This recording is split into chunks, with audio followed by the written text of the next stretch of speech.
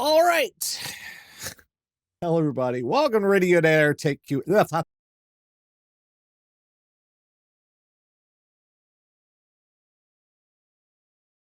questions. We've got guesses. I'm Nash. I've been doing Radio Dead Air for ages and ages. But in addition to that, I am also an IT professional. I promise. I swear. With me, as always, my producer, Mike Gearman, who also works in IT, will be taking your tech questions tonight. If you have them, you can send those to requests at radio.air.com. Or if you miss this for next week in the comments of the previous week's YouTube, you can leave questions there. We'll pick them up as we go. Let's see. Do we have anything else here? So I had an interesting thing, sort of. It's sort of tech related at work. I've mentioned on here we're doing seat refresh, right? Yes. Which is replacing older computers with newer computers. And so I gave a newer computer to a manager to ship to his employee who works 2,500 miles away. And then the manager 2 days later gives me the computer back and says he's already been seat refreshed. How? He says he's got a new computer. Okay. 3 weeks after that, he comes back. He hasn't been seat refreshed. I didn't think he had been. What happened? It turns out he took someone else's computer.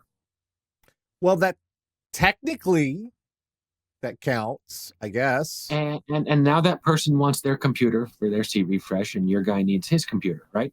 Right. So I went to go find that computer, and I couldn't find it.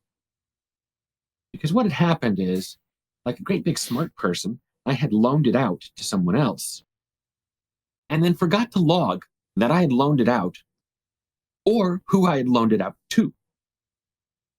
So we ended up not finding it for several weeks and sending the guy a completely different computer, which had the same software built out. So no big deal there.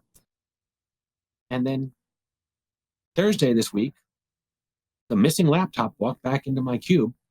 I think I said, hey, I'm returning the loaner now. I'm done. You had this one. Oh, okay. Well, all right. Let's get into some news stories before we get to questions. In fact, I'm going to limit us to 2 news stories this week because we got a bunch of questions in. Let's start, of course, with the big. We must have more questions than what you sent me. Yes, they've come in later. So, yeah, we've got probably the big news of this week. The continuing bloodbath all across the gaming industry. Yeah, start to finish, it's gone crazy. This week, the next step in this horrid descent, Microsoft has taken a chainsaw to their old toy. See, what happened was when Microsoft signed the agreements to acquire Activision, some of the stipulations they took under federal trade and all that stuff to make, oversee the merger, they were required not to cut any jobs or shut down any studios. Now, they have already broken that stipulation at Microsoft, and that might come up later for issues.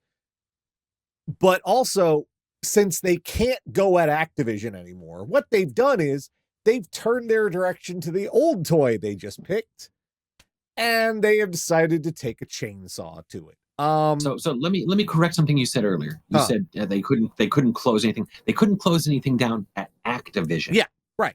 They can't because that was part of the agreement. Everything else is fair game, and in this case, everything else meant Bethesda. Is largely everything else. Yeah.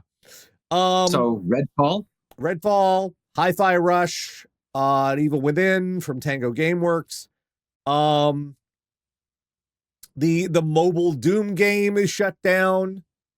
I mean, I don't know that one was that one. I think the writing was on the wall before they bought Activision. Redfall is notable though because Redfall at launch was just a disaster of a live service game that everyone was terrible. But you know what else was a disaster at launch of a live service game? Fallout 76. And they gave that game 5 years to fix their shit. Redfall did not get that. Well, in part, I would suspect Redfall didn't have how many precursor Redfall games? Yeah, but Fallout 76 Fallout was at so least has the bad. history of, hey, there's lots of Fallout. People like Fallout. If we fix it, they'll continue to play. Hmm. So it's this is just another part of what's happening across the industry in games. Hey, look at what survived. Hmm.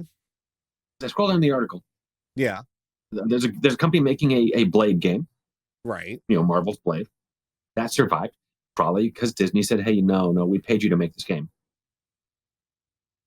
And the company that's making an Indiana Jones game, hey, look, another thing with a huge franchise behind it. Well, that's directly through Bethesda. That's not a sub studio. That's them directly. Yeah. Or ZeniMax or whatever you want to call it. They're the same. Bethesda, ZeniMax, same thing. This is just another. Every time some of these studios close, every time more people are bounced out of the industry, a lot of them don't come back because they right now game development is one of those situations where companies have decided that the best way to work with you is to treat game developers as like absolute trash.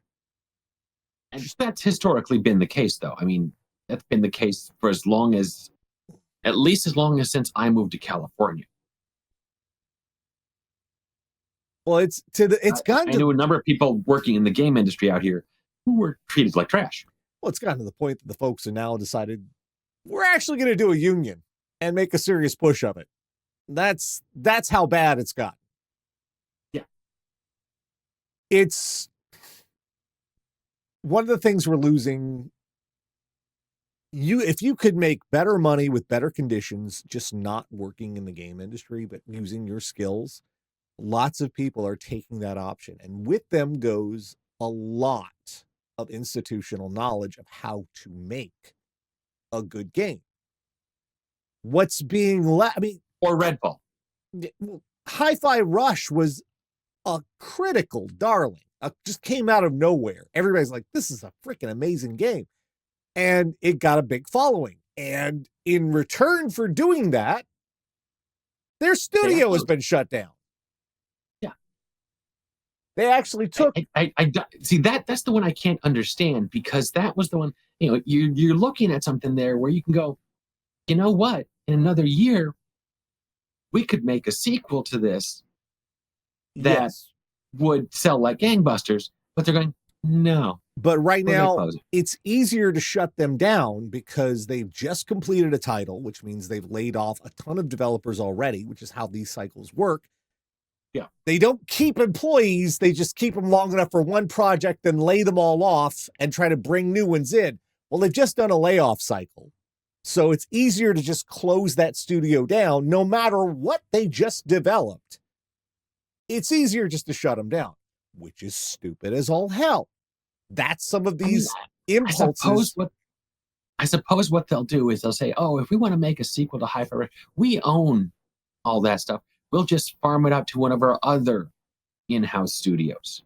But that's not going to do it, because it's not going to be anyone there who understands what made the first one work. It's quite a bit like seeing Starfield. 500 people worked on that game, and yet not a one of them seemed to appreciate what actually made these Bethesda games likable and enjoyable and engrossing. No. Same thing. It's but I look down further in the article, and they say, oh, hey, this studio is closing. We're gonna move some of the people over to other studios. Okay, this studio is closing. We appreciate the team. No mention of the people being moved. This studio is closing. We appreciate the team. Nothing. Well, Tango Gameworks is based in Japan, so moving people over to another one, it's easier to just shut it down. And to make it even crazier, Xbox has been trying for years. Microsoft has been trying for years. to get a foothold in Japan for Xbox, because right now that is all Sony's playground. Top to bottom, that is Sony's. They made a game that would have done it, or at least, gotten them a toehold. They had a studio in Japan, Tango Gameworks, based in Japan. They shut them down. I absolutely agree. It makes no sense. And I suspect it was just someone looking at budgetary numbers and nothing else. A lot of people say Phil Spencer has been in charge of the Xbox and gaming division for well over a decade now. And I thought he shot. No, that's Phil Spector. And it's ever since the disastrous launch of the Xbox One, they haven't really ever recovered. It honestly, sometimes it seems like they're not even trying to recover. Like Starfield, I keep going back to that. That was going to be their exclusive to give people a huge scale disaster is what it is. Yeah, it was going to give people a reason to buy an Xbox. That's what Starfield was supposed to be. Now no one's playing it anymore. So it's, yeah. All right, one more story before we get on to questions, because we got a lot of questions tonight. Well, we spent all those years cutting the cord, the proverbial, we're going to cut the cord, we're going to go to streaming and no more cable. Well, guess what? We're rebuilding cable. Warner Brothers and Disney are in discussions to create a bundle between the two of them that would be a fusion of Max and Disney Plus and Hulu. Yeah. And the prices on this, $50 a month to have an ad-free experience, or $26 a month to see the same thing with ads. And this is after the week. I think it was Hulu. Mm-hmm. Said we're gonna put ads on your screen when you pause. No, that was Paramount. Was that Paramount? Was it on the Paramount or Peacock? Yeah, it wasn't Hulu. Okay. Hulu's Disney. Okay, it was one of them. And I'm like, yeah, and I'm like, okay, I'm going to be in the bathroom for those. It's the idea, the thing that's driving this is because they kept raising their prices, people who want to watch a certain show have started doing it strategically. Like, for example, Paramount they'll wait till a free weekend and go, I'm going to binge everything. Paramount has Discovery, the Star Trek Discovery, and it's wrapping up its 5th season. So what people are doing is they're going to keep Paramount on their, they're going to pay for Paramount for as many months until Discovery ends, and then they're just going to cancel. And it's a lot easier to do that than it was with cable, because typically with cable, to get a good price, you have to lock in for a year. And if you cancel early or go to another service, there's a penalty. There is no penalty for canceling a streaming service, much as I'm pretty sure they wish they'd love to have one. Oh, I think part of didn't the SEC or the FTC or someone say, no, you can't have penalties for this? No, nobody's done that yet. Okay. I thought that was there. Otherwise, there'd be penalties. Well, no, there's no way to how do you lock someone in on a price? The only way they can do that is if they jack the prices up too far and they still want to offer it, so they're going to have to lock people in on annual prices to pay up front, which is going to just not. No, they can't do that. So what they're doing is they're trying to make it harder to cancel subscriptions when they're all bundled together. Like if you can't cancel just Warner Brothers Discovery, you have to cancel Disney at the same time too, so that would make people less inclined to cancel one in order to cancel, because they'd have to cancel both. Yeah. And Zaslav, of course, is way in favor of this, which means it's 90% certain to be a bad idea. This is dumb. This is exactly the reason people fled from cable. And this is also the reason that everybody learned how to use BitTorrent. Mm-hmm. Everybody. And guess what? I say it often. BitTorrent's still there. BitTorrent still works. Right now, these people have priced it so that just a regular bare bones VPN service is a hell of a deal compared to paying for their streaming services. It used to be that for Netflix, it's like $7 a month. And a VPN was something like $20, $15, $20 a month. Or if you get like an annual fee or something. People were like, oh, why would I bother do that? I just watch everything like this. It's fine. I don't have to download anything. You don't have to. Well, they screwed that up. So yeah, this is getting to a point where like Hollywood's a mess right now. There have been a couple of articles about they financially everybody's screwed. They've just made a disaster of everything. Yeah. There's going to be lots of cutting back. Disney has announced they're cutting back on the scale of Marvel shows and movies to like pulling those back per year. It's some studios are still scrambling. Like right now, Disney is not making a profit on this, even though they've increased subscribers. Disney has increased their subscribers 6 million to 117 million. Hulu subscriber base grew to 50.2 million, and they still lost $18 million in quarter one of 2024. And they've got Disney Plus, Hulu, and ESPN Plus, and they're still losing tons of money. Let's see. So this is we're cruising for a bruising year, and I think people are not going to put up with this, and the whole bundle thing. I don't think that's going to save them. They're thinking backwards because they're thinking, how do we keep people from doing things that are good for them, that are in their own best interest, and they don't have the leverage they used to, and they're really screwed up about it. And, of course, some of them continue to make really bad decisions, like, say, banning Coyote versus Acme. Yeah, well, he's an idiot. So, all right, let's get to your questions because we have quite a few of them tonight. All right, this is from Randy V to get us started off. Hey, Nash and Mike. Everything is stretched to the limit right now, and I am pressed for cash. I have almost $300. What would be the best upgrade I could do for the moment to tide me over for modern games until I get something better?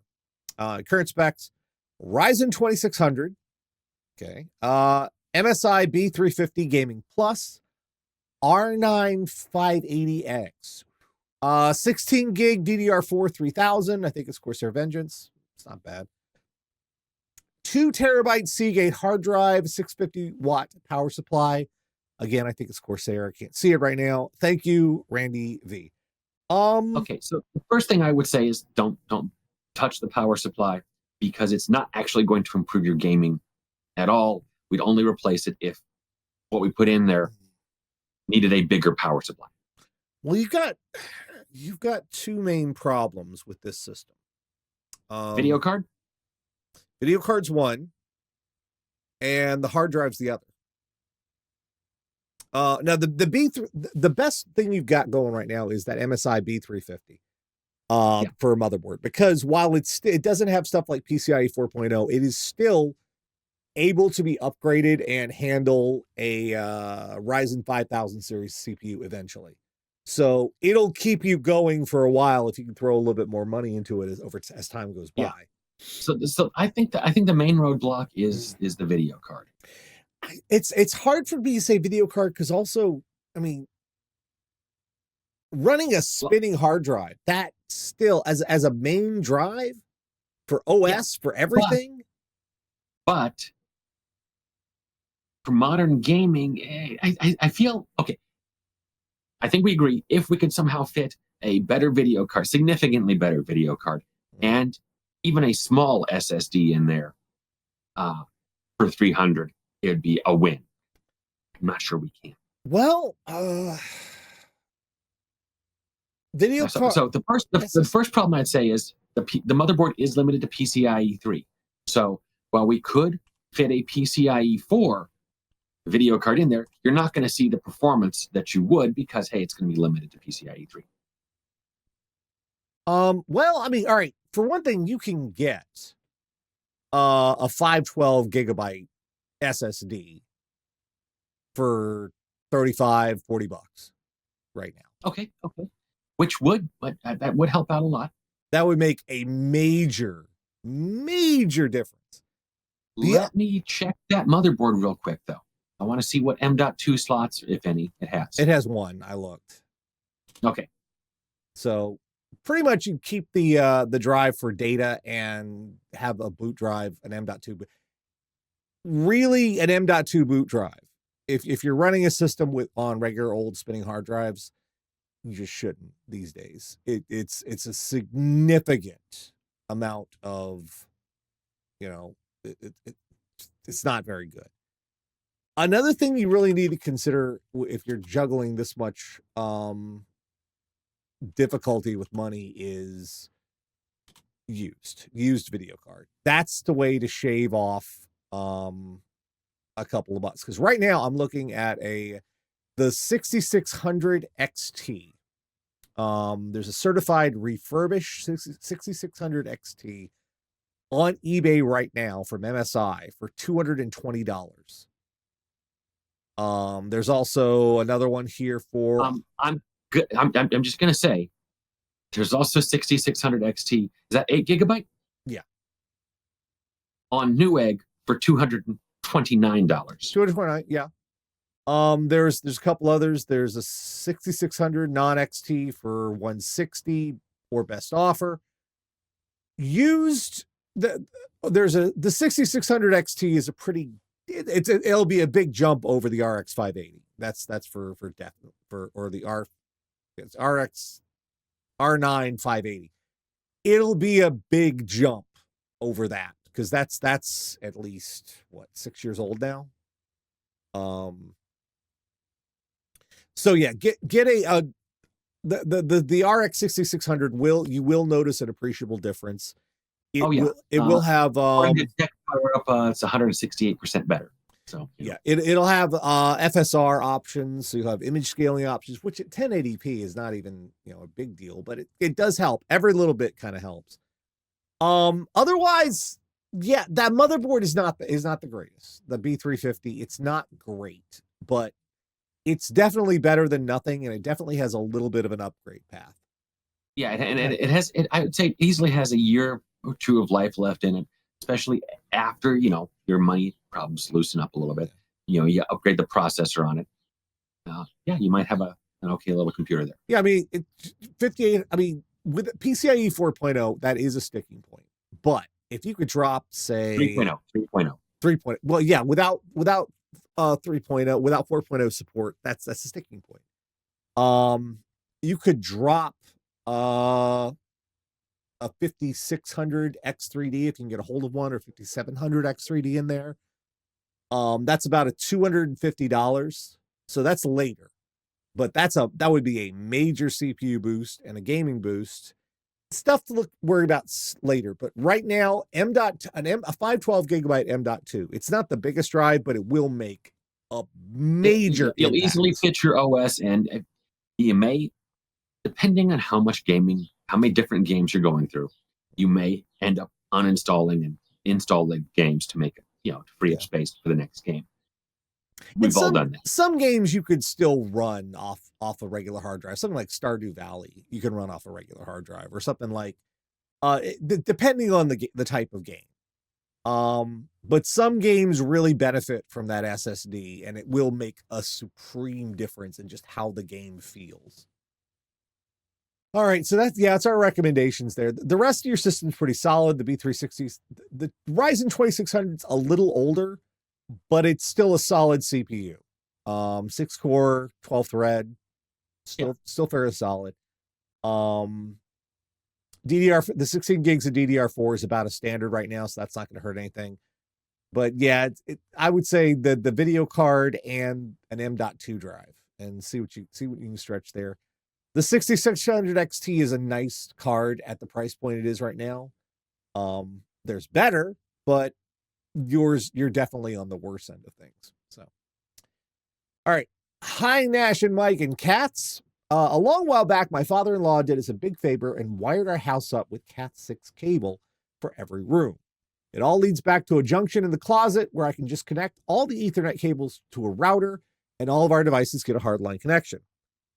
The trouble is, I started looking toward getting a new, faster 2.6 gigabit router, and Cat 6 spec only goes up to 1 gigabyte. No, it doesn't. No. You're misreading it. I'll tell you in a second. Does that mean I'm going to need to rewire my whole house to get the rated speed on the new router? Please say no. Thank you, Joe and Lynn in Connecticut. No. So we can absolutely say no. The Cat 6 spec is up to 10 gigabit per second. Mm-hmm. The 1 gigabit per second is basically if you go over 150 feet, 160. Is it meters or feet? Is it meters or feet?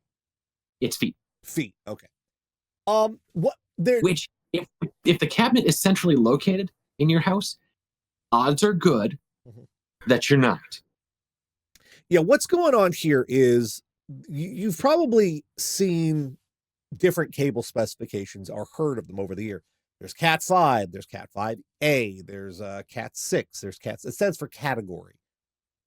What these upgrades have been to allow for faster signal to travel across these cables. But the main sticking point is distance. At a shorter distance, Cat 6 is capable of up to 10 gigabits within 50, 55 feet, something like that. It's when you go meters, you're pretty sure. Let me double check. So what I'm at, Cat 6 provides greater bandwidth. Data transfer rates up to 1 gigabit per second over 100 meters. Yeah, meters, however, not feet. Well, our first article I looked at said feet. That's 100 meters. So at shorter distances, up to 37 meters, 120 feet, which is about where I was. Yeah. Cat 6 is able to achieve 10 gigabits per second thanks to the shielding and bandwidth, etc. You go up to Cat 7 or Cat 8, which we've never rolled out Cat 8 at work yet. You can get even better and faster and maybe a little bit more distance because it's got better shielding, etc. And if you were talking like a hospital or a university or a large campus. If you were talking even a 2-story office building, you may go, okay, we're only going to get 1 gigabit. Yeah, but a single house with every cable going back to a central junction point, I really doubt any of those cable runs are longer than 100 feet. If they are, that would be really impressive. But you still have up to about 50 meters, which 150 feet, before the signal starts to degrade and it can't handle the faster speed. That's the problem. It's mainly a question of distance. So the good news here is you misread the spec, I think, is what happened. It's limited to 1 gig, but that's past a certain length of cable on, and that's so you're fine. You're absolutely fine. If your house, if your endpoints are 100 meters away from your cabinet, I mean, really, I think you might be able to afford Cat 6. That's a pretty big house. Or Cat 8. That's, I'm not judging. I'm just saying you might be able to. Yeah. Or you could have a really big yard and you're running Ethernet out to the treehouse. I don't judge. Maybe you want to do that. But you're good for 2.5. You're good up to a 10 gigabit router when those start becoming a standard. You're fine for a long while. You shouldn't have to go and rip things out of the walls or anything. You'll be fine. You And Rarity says in the channel, Cat 8 is a standard, but Cat 7 somehow isn't, because Cat 7's not backwards compatible with the other stuff. So you don't have to change anything. You're fine for a while. There are lots of institutions and buildings and whatnot that are still on Cat 6, and they're going to stay there.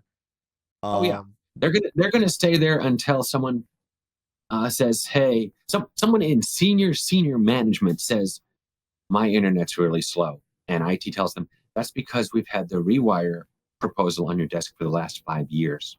I'm pretty sure Cat 5, Cat 5A, Cat 6, that was the last, within the last 20 years, a lot of those have been put in. And I think it's probably going to be another decade or so more before people start ripping those wires out of the wall to put new ones in, because they just, in terms of architecture, they just wired them up. Unless they did something smart and they keep the wires in not channels, what is the word? Not channel, not tunnel, conduits. That's it. If they're smart enough to keep the cabling in conduits outside of the walls that they could actually access. I've seen people do, a lot of companies do that. They have like these, like, ours is all in overheads. Overheads is another one too. You got those ceiling tiles. Well, yeah, ceilings, well, overheads, or in some cases there's raised floors. So. Yeah. So yeah. That's easy to do because you just pull up a panel and just loop. It's when you put them in. Residential tends to be a bit more of a pain in the butt because you're dealing with drywall and crap. Well, and I'll say, especially with Cat 6A and Cat 8, it is a significantly thicker and stiffer cable. Because they added more. They added more twisted pairs, or no? They added a lot more shielding. Shielding. Okay, that's it. Yeah. And so, running that in a home environment is something you're going to go, I don't want to replace this. You're better off, honestly, in a home environment, if you were going to run anything, is running fiber. The fastest, the best fiber you can get at the time, for two reasons. One, it's going to stay current a lot longer. Yeah.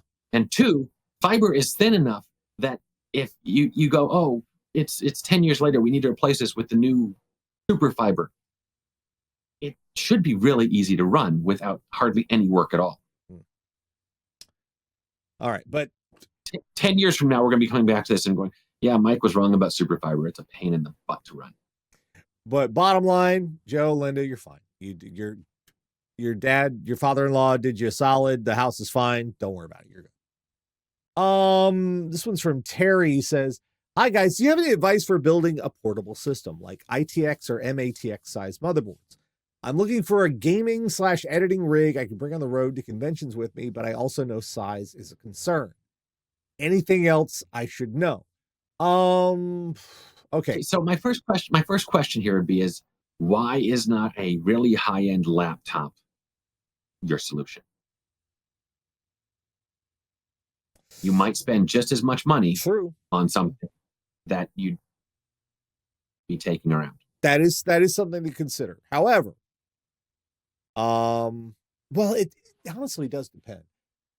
One of the big problems with laptops is, like, if you get a laptop that's got RTX 4090 in it, the big problem is it's not upgradable. Yeah. But if you say, oh, you got an RTX 4090 laptop, it's not a 4090.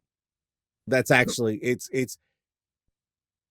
NVIDIA has cheated on their GPU naming for laptops. They're actually using lesser silicon, but they're calling it by the bigger number, and it's considerably less powerful. So but I don't know if you're talking about a 4090 here or not. Regardless, laptops should be something to consider. Those are pretty decent. But if you absolutely want to have a portable ITX or MATX system, what should be concerned?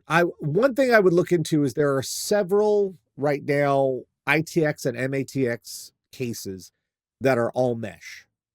And yes. that's very important, because you want lightweight, because you're going to be lugging this around. So you don't want any tempered glass on this at all. Yeah. not just that, you want this thing's got to breathe.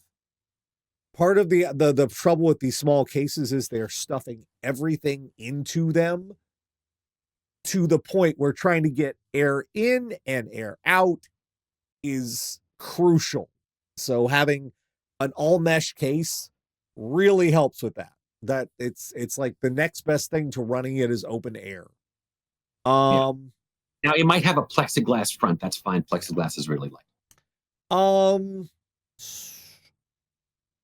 Like even it's impressive. Like, have you seen like the I forget what the extension, the mini power supplies, not like they're still ATX spec. They still work. They work them in a regular system too, but they're tiny. They got like 1,000-watt power supplies like this big. Yeah, it's crazy how they managed to shrink those down. Now one thing I think you might want to look into is SFX. how you're going to transport it. Yeah, is how you're going to transport it as well. Yeah. So some cases are literally designed to have strapping attached to them to be carried around. Others, you go, oh, I get a special bag for it and carry it around that way. I wouldn't.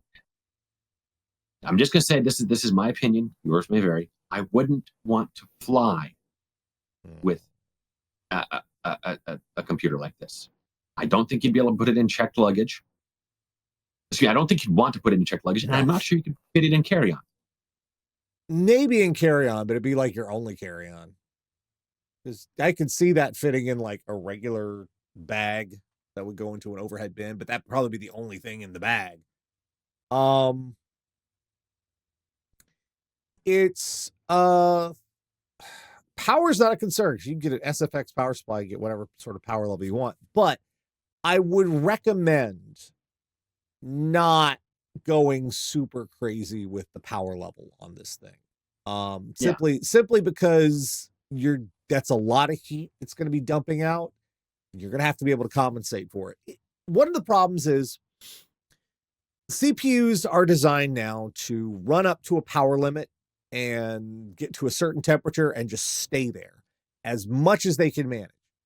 But that temperature brings down their overall performance.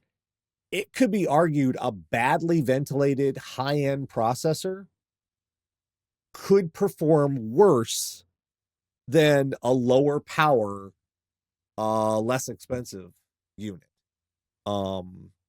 Like if you're going to be looking at AMD for a CPU here, you might want to get a non-X processor that will limit it to 65 watts, 95 watts. You don't want to go the full end of what those CPUs can do because you'll be losing maybe 10% performance at the very most, considerably less in most instances. But what you'll gain is you'll be dumping a lot less heat into that case, and that will impact your overall performance. I would say think about maybe getting like a liquid cooler if it would fit in there. But even then, that just adds its own challenges as well. Well, I would say you're going to have an all-in-one cooler for your CPU, but tricky fitting a liquid cooler in there for anything, a custom loop liquid cooler. Well, you do custom loops, but just because of size, you're not going to have the space to do anything. I wouldn't trust a custom loop to travel. I really wouldn't. Custom CPU loops, they have too many parts, too many screws, too many connection areas. I wouldn't trust one to travel. A closed loop all in one, that I would trust to travel. Yeah. Now, one advantage to I'm looking at various pictures of micro ATX builds. One advantage I've seen with these builds is that the video card, even if you go with one of the bigger, heavier, chunkier video cards, looks like it's pretty much bolted directly to the chassis. Yeah. So you won't have the sag issue that you might have in a standard case where you've got to put in basically kickstand or whatever to hold it up. And also, I guess the other thing I should say, you're considering this. There'll be a price premium for a laptop, and there's also a price premium for MATX and ITX. especially ITX. ITX boards are stupid expensive, like crazy. Compared to the price of a regular full-size ATX motherboard, ITX motherboards are really pricey. It's crazy how much more expensive they are when they have less space, they have less connectors, they have less everything. But just because they pack everything together in a small size, the price goes way the frick up for ITX form factor. It's so stupid. Yep.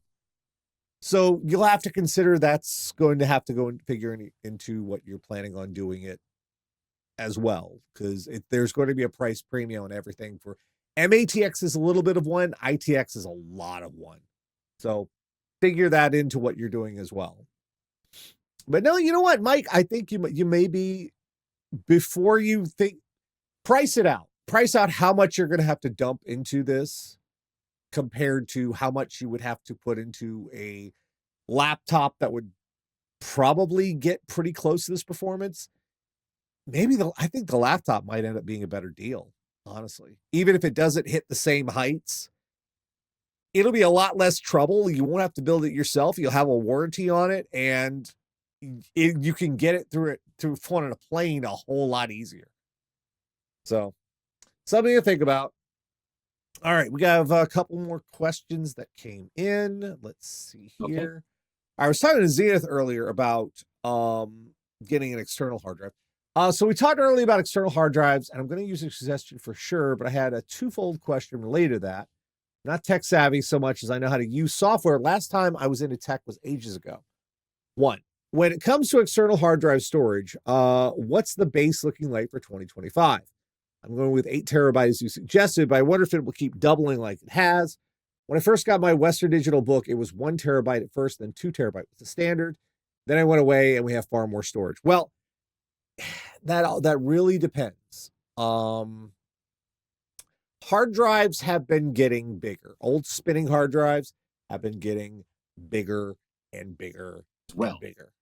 They've been getting huge. Yeah, there's like 32 terabyte hard drives available. They're expensive, and a lot of them are enterprise, but they are. Well, I'd expect them to be enterprise. They are. Manufacturers have come up with a lot more tricks to add platters, which adds more storage capacity. They've added one of the nice tricks they use is, and I don't know how much longer we're going to be able to keep doing this.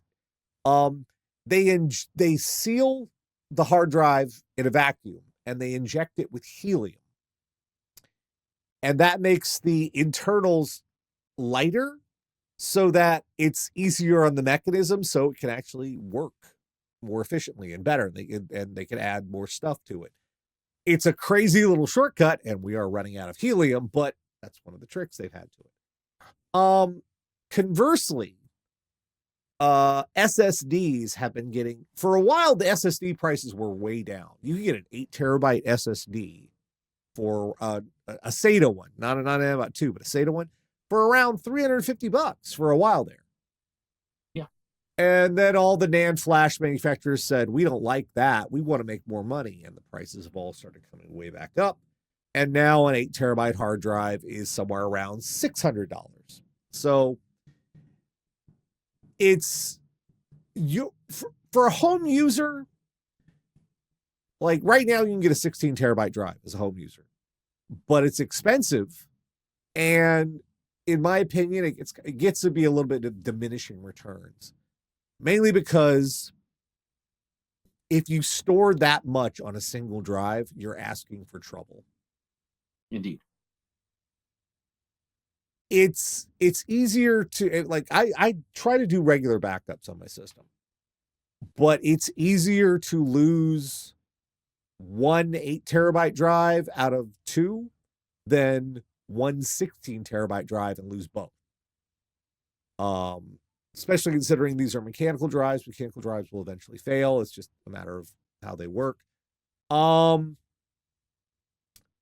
But as far as 8 terabytes, that's a gigantic drive these days, even though it's only in the $100 to $150 price range. That's still a gigantic drive for sheer storage space. So 8 terabytes, That's pretty good. Yeah. I wouldn't look for it. I wouldn't look for the price to. I wouldn't look like next year for a 16 terabyte to be the same price as an 8 terabyte. Maybe it'll be like I think it's right 300 right now. It might be a little closer to 250, but it's not going to go that much further. The case you showed me, I recommended that she get an external, for because she had originally been thinking about getting an SSD, and I told her, I kind of steered her away from it because what she's using it for is recording footage. And if you're just recording screen footage and game footage and stuff like that, you don't need an SSD. It's nice to have, but where an SSD really shines is two places: loading an operating system or programs, and giant file transfers.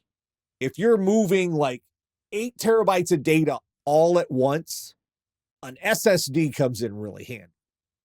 But if you're just recording a few bits at a time as it goes along, you're well within the speed capacity of a regular spinning hard drive.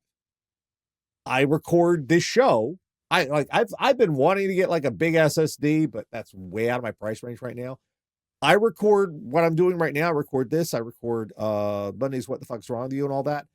I record it to a spinning hard drive. Never an issue because it records slowly enough and within the bandwidth. Never a problem. I mean, I have a couple 4 terabyte external SSDs. You know what I use them for? System backups. System back, yeah, they take a while, but you know, you can just sit there and let those go and walk away, typically. Yeah. Um, which is what I do. Yeah. Let's see. The casing shows me looks very sturdy, but had a question about this. My first hard drive from Western Digital broke from falling funny, and I had to be very careful with it, especially with cats. Do you have any recommendations for keeping these spinning drives safe from falls and cats? Even on carpeted surface, I worry about game recording since cats love to unplug my setup. Trying to find a way to get them not to do this and keep it safe. Okay, so the easiest, I'm assuming we're still talking about an externally connected spinning drive. Yeah, I recommended to her to get a off-the-shelf drive, and there's a USB 3.1 Type C enclosure that looked pretty good. Yeah. That's what I recommended to get. My recommendation to keep the animals from messing with it, and we're not gonna spray anything on their keyboard, is find some way. I recommend Velcro to secure the external enclosure to the rest of the case. Yeah. And I'm gonna be honest with you, it works a champ. Or some kind of shelf or surface or whatever. Yeah, something you can put it in, and you're not worried about it falling over or tipping over unless you've got a massive earthquake and the entire case falls over. In which case you've probably got bigger issues. But as far as the cables, Velcro works a champ. I Velcro down external drives at work all the time, largely to keep them from wandering away. Because someone goes, oh, this is secure. They don't even bother to see. Oh, it's held on by 2 dots of Velcro. This is on there. As far as the cables, well, there's really not much you can do there, unfortunately. We used to have, like, with SCSI and Parallel and whatnot, that we used to have cables that would screw in place, serial ports, parallel ports. And some versions of video cables will click in, and they're difficult enough sometimes for me to remove. I don't think a cat could do it, but your cat may be special. USB, yeah, they can absolutely pull that out. Yeah, I don't the off problem, the top of my head know of a locking USB, but the reason we stopped using those is because when devices did fall over or when they did get pulled, they would yank things out in damaging ways. And they've kind of decided engineering wise that it's better for the cable to give way than it is for it to pull the guts out of the system because the cable's still attached to something. All you can really do is just try to be neat with your cabling. keep the runs as short as possible, because the external drive is going to require a power cable and a USB cable, so it's going to require two. Best you can do is just keep the runs short and neat, and keep an eye on it. I've never really had a problem with that stuff. I've got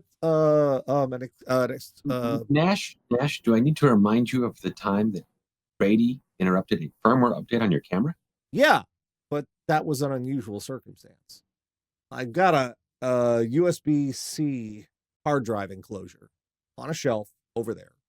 It's got power, it's got USB connected to it, and just sitting there, they've never bothered it. They've never, just having it in a little shelf. That's true. Charlie prefers to unplug sound settings. Yeah. So cats pull out the USB 3.0, so I have to watch them. Yeah. There's really not a whole bunch you can do. You're just going to have to keep an eye on them, especially when you're actually in the process of doing recording and transfers. There's nothing that the technology can do to solve for that. Even if you got an enclosed hard drive already out of the box, or just one USB cable, that's how we connect them these days. There's nothing else you can do. All right. We've got one from Zach here. This things like might be really quick. After years of using a MacBook, I've decided to try my hands at building a PC. While doing research on monitors, I keep getting YouTube suggestions from channels like Linus Tech Tips, talking about how they use a 4K OLED TV as their monitor. I'm probably going to stick with just using two monitors, but I want to hear your thoughts on it. Are OLED monitors worth the price? I will be using a PC for gaming and mostly just care about refresh rate than resolution. Okay, OLED are not, and people are going to complain about this, to my eyes and to my estimations and whatnot, OLED are not as good for gaming as mini LED monitors are. All right, let's define some terms here. OLED, organic light emitting diodes. What makes these so attractive is, instead of having a backlight behind them that controls the level of brightness, it's all in that OLED diode. And what's really attractive about them is they can shut off completely. So black levels and darkness and contrast levels on OLED look really rich and, very expressive. OLEDs shine great for film, for TV shows, for all those things. They are not nearly as impressive for gaming, however. And the reason is OLEDs have a limit to their overall brightness. There's a, it's VESA HDR. Yeah, there's an HDR level that the VESA certification is. It's like HDR 300, HDR 500, HDR 1000. That number, 300, 500, 1000, is indicative of brightness capability. And most OLEDs are on the lower end of the brightness scale. Now, that might start improving as we keep using more LEDs and refine them. But as we are right now, OLED is better suited for video, just for watching movies, for not as good for gaming. It's because you can't control the brightness is very limited. Mini LED are having a moment, and as OLED prices are actually coming down, which means there are a lot of companies right now, they have mini LED. What makes these,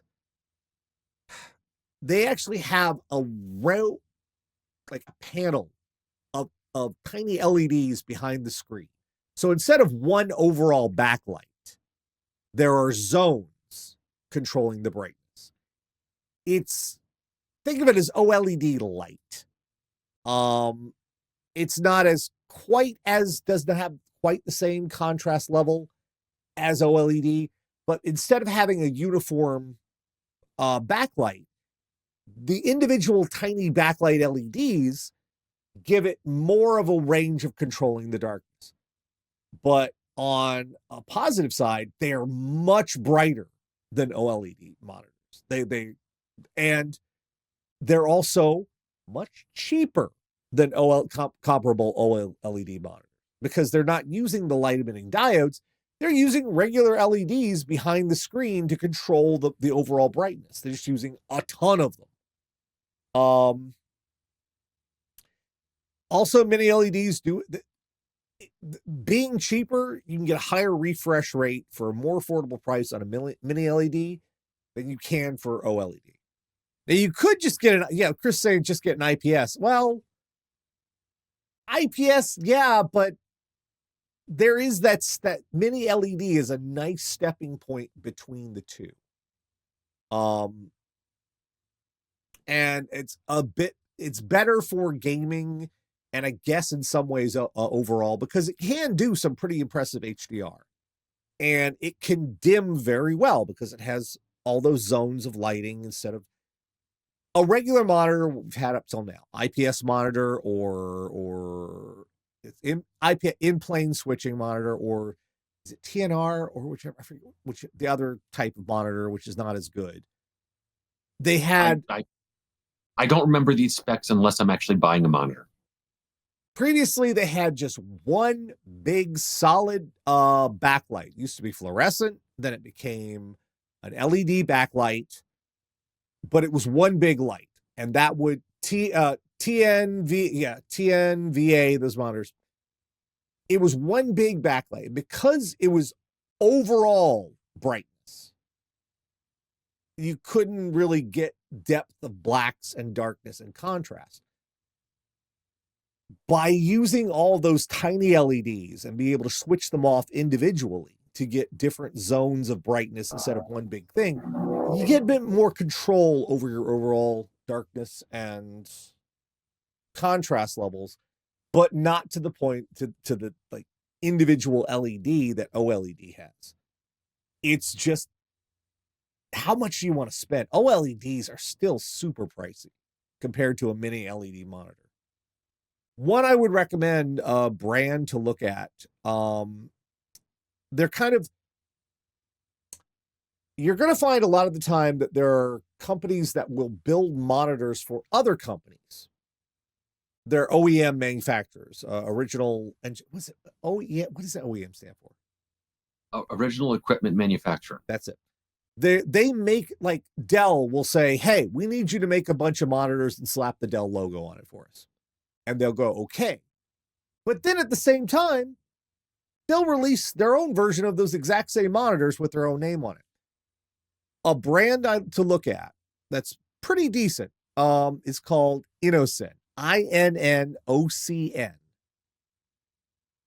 They've got a couple of mini LED monitors right now that are really affordable, all the way up to 4K and all the way up to 32 inches. So big, but their mini LED stuff is affordable and looks fairly good. You can look up some of the stuff they have right now. There's some reviews on YouTube. You can get an idea of how it looks. It's a nice compromise, I would say. For my mind and my money, OLED is not good enough for gaming. It's really good for just movies, but if you're going to do more than movies, they're not as versatile. Mini LED is still more versatile LED. Now that's going to change. They're going to refine OLEDs. They have quantum dot technology. It's whole big stuff.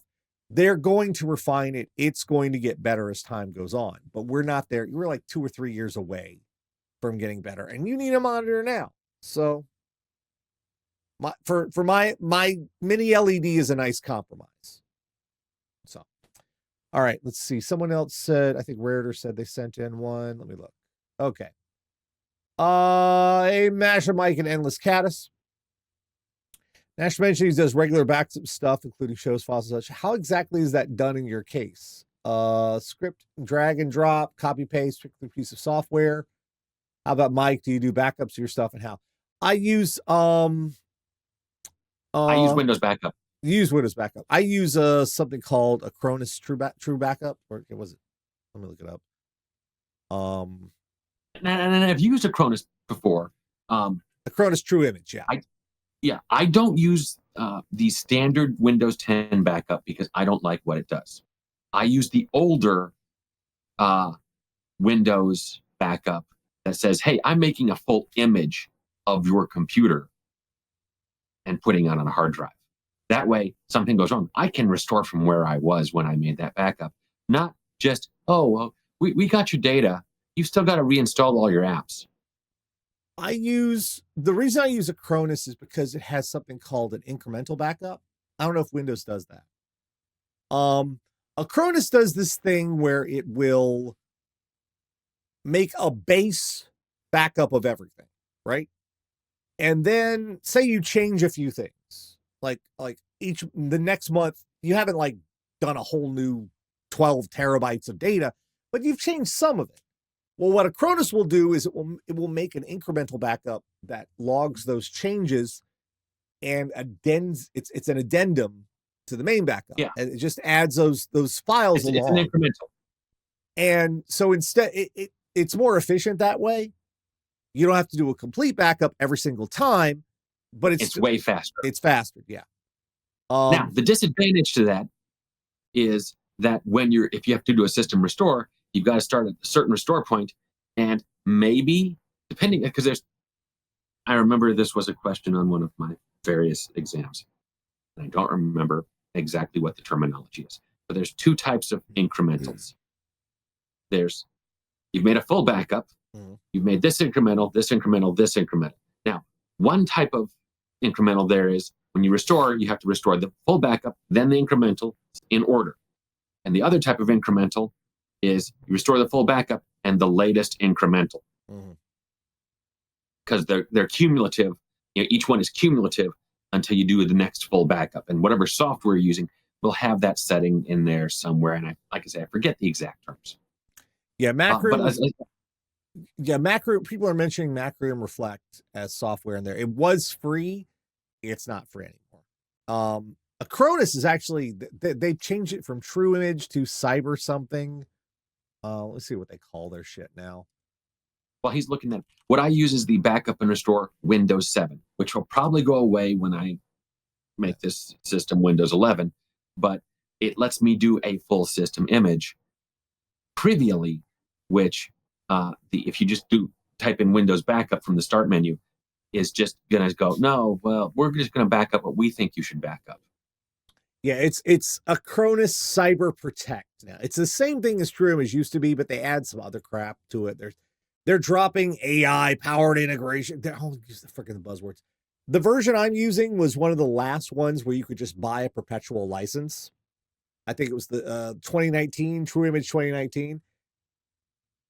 They haven't changed it so much that the backup still works just fine. It's still just fine. Now they want, to have a yearly subscription, and it's all stupid. A bunch of them do that.